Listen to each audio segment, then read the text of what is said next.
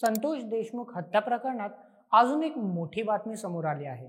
वाल्मिक कराड आणि सुदर्शन घुले यांच्यावर हल्ला झाला आहे।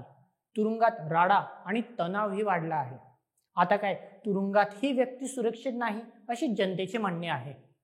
चला मग हा पूर्ण प्रकरण सविस्तर जाणून घेऊया। नमस्कार प्रेक्षकांनो, मी नील सोनार आणि आपण पाहत आहात बोल एमएच। काल म्हणजेच 31 मार्च 2025 रोजी बीडच्या कारागृहात असं काही घडलं की सगळीकडे खळबळ उडाली। वाल्मिक कराड आणि सुदर्शन घुले या दोन कुख्यात कैद्यांवर तुरुंगातच हल्ला झाला। पण हा हल्ला नेमका का झाला, कोणी केला आणि तुरुंगात काय परिस्थिती आहे, त्याआधी आपण वाल्मिक कराड आणि सुदर्शन घुले यांबद्दल सविस्तर जाणून घेऊया।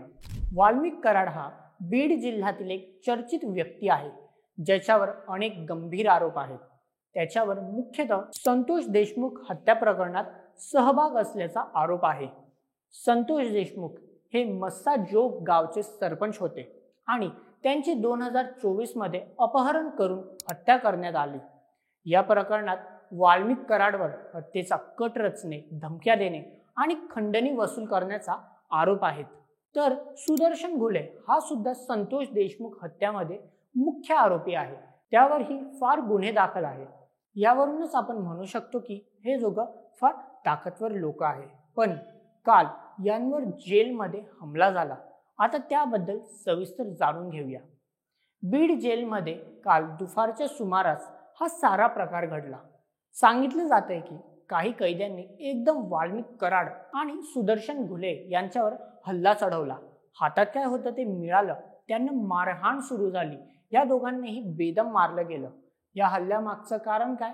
काहींचं म्हणणं आहे की हे गीते गँगशी जोडलं गेलंय। जुनी वैराग्य आणि तुरुंगातली सत्ता यामुळे हा राडा झाला असावा असा अंदाज आहे। पण तुरुंग प्रशासन म्हणतंय असा कोणताही पुरावा नाही। ह्या मारहाणीत वाल्मिक आणि सुदर्शन हे दोघंही जखमी झाले।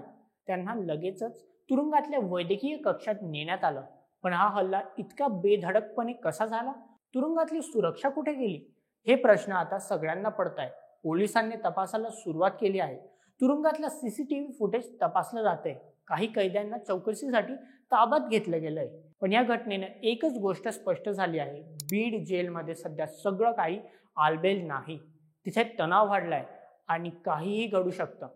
तर मित्रांनो, बीड जेलमध्ये ही घटना म्हणजेच एक धक्कादायक प्रकार आहे। आता पोलिसांचा तपास काय सांगतो आणि तुरुंगातली परिस्थिती कधी निवळते हे पाहणं महत्त्वाचं आहे। तुरुंगात अशा घटना घडणं हे प्रशासनासाठी मोठं आव्हान आहे। यावर तुमचं मत काय? आम्हाला कमेंटमध्ये नक्कीच कळवा आणि अशाच बातम्यांकरिता सबस्क्राईब करा बोल एमएच हे आपल्या यूट्यूब चॅनलला।